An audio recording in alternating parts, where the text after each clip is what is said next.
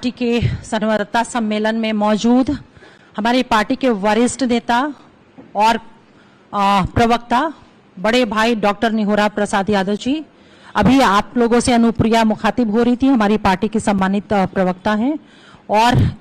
Print एवं electronic media के इस संवाददाता सम्मेलन में आए हुए हमारे साथीगण। अभी अनुप्रिया ने ब्रीफ किया कि हमारा विषय क्या रहा है आज के प्रेस कॉन्फ्रेंस को लेकर के। देखिए, राष्ट्रीय जनता दल में राष्ट्रीय अध्यक्ष को लेकर के नॉमिनेशन या चुनाव की जो प्रक्रिया होती है वो शुरू कर दी गई है और आज जहां तक मुझे जानकारी की स्क्रूटनी वगैरह होना है। हम सभी को पता है और लगातार बारंबार हम सब इस बात को कहते भी रहे और बिहार के आवाम भी पूरी तरह से वाकिफ है इस बात से कि राष्ट्रीय जनता दल जो है वो कोई पार्टी नहीं बल्कि एक परिवार लिमिटेड कंपनी के तौर पे वो काम करती है। और जब परिवार लिमिटेड कंपनी है तो फिर ये नॉमिनेशन, कैंडिडेचर, समर्थन, तो प्रस्तावक, स्क्रूटनी, ये सब एक दिखावा है और कुछ भी नहीं। इससे बढ़िया था जिस तरह से राजशाही में घोषणा कर दिया जाता है कि इनको हम राजा घोषित करते तो वैसे कर देना चाहिए था। यह कंप्लीट जो प्रक्रिया अपनाई गई है ये आवाम को कहीं ना कहीं एक राजनीतिक धोखा देने का इन लोगों ने काम किया हुआ है। राष्ट्रीय जनता दल ये दावा करता है, नेता प्रतिपक्ष दावा करते हैं कि हमारी पार्टी बड़ी पार्टी है, हमारे लाखों कार्यकर्ता है, वर्कर है, नेता है, लेकिन ऐसा प्रतीत होता है कि राष्ट्रीय जनता दल में एक परिवार के अलावा कुछ भी नहीं बचा हुआ है। आप अगर गौर करेंगे राष्ट्रीय जनता दल या महागठबंधन के इंटायर सांगठनिक स्ट्रक्चर को या फिर सारे संरचना को, तो आपको स्पष्ट तौर पे दिखेगा कि नेता प्रतिपक्ष विधानसभा में आदरणीय तेजस्वी यादव जी हैं, नेता प्रतिपक्ष विधान परिषद में आदरणीय लालू जी की धर्म पत्नी श्रीमती राबड़ी देवी जी हैं,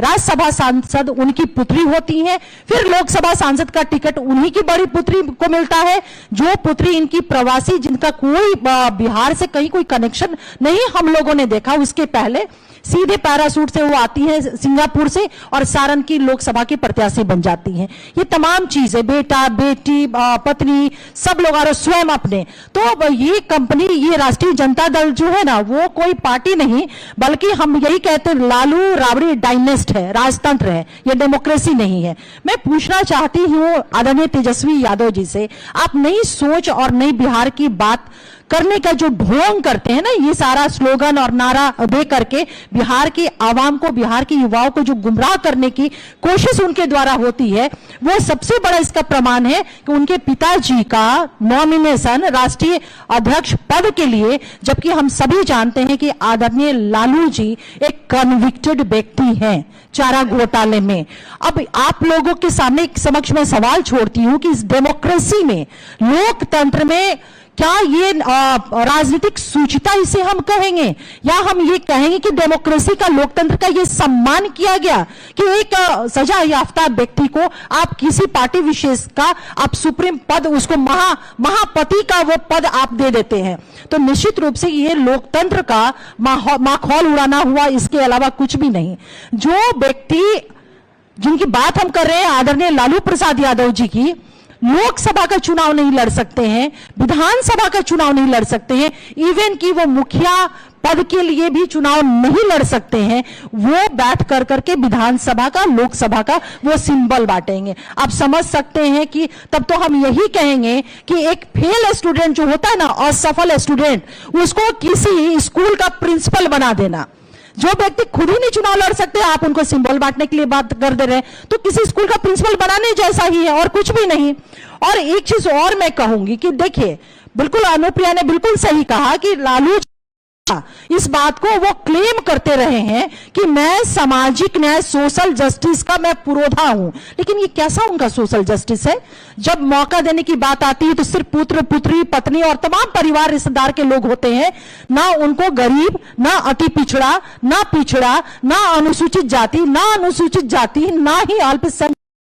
कोई समाज उनको नहीं, उनका चेहरा नहीं दिखता। क्या राष्ट्रीय जनता दल में इन तमाम वर्गों से कोई चेहरा इनके पास नहीं था? यानी कि महागठबंधन और राजद में और आदरणीय लालू जी, तेजस्वी जी के नजर में ये तमाम वर्ग जिसकी अभी मैंने चर्चा किया है, वो सिर्फ इनको वोट देने के लिए और वोटर के तौर पे, राजनीतिक तुष्टीकरण के तौर पे उन लोगों ने इस्तेमाल किया। मौका तो इस वर्ग को कभी मिला ही नहीं, मौका तो इनको, इनके परिवार को, लोगों को मिला। और इसका सबसे बड़ा प्रमाण, अगर मैं माइनॉरिटी कम्युनिटी की मैं बात करती हूं ना, तो एक बात मैं आपके से जरूर चर्चा करूंगी।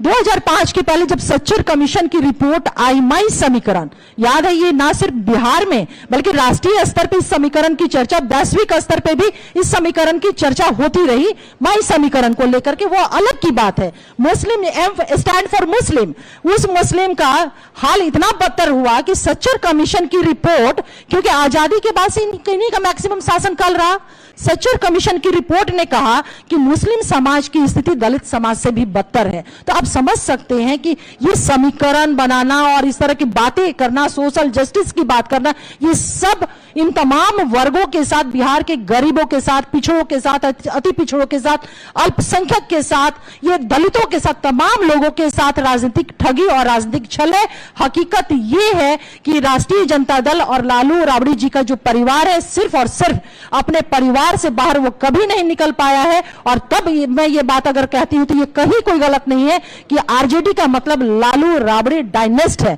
मुबारक हो उनको, मुबारक हो। ये इस राजशाही का जो एक हो रहा है 2-3 दिन से, नॉमिनेशन, स्क्रूटनी और ये प्रस्तावक और समर्थक, राष्ट्रीय जनता दल को, लालू राबड़ी जी को, ये राजशाही और राजशाही का जो उनका एक सोच है, तरीका है, ये उनको मुबारक हो।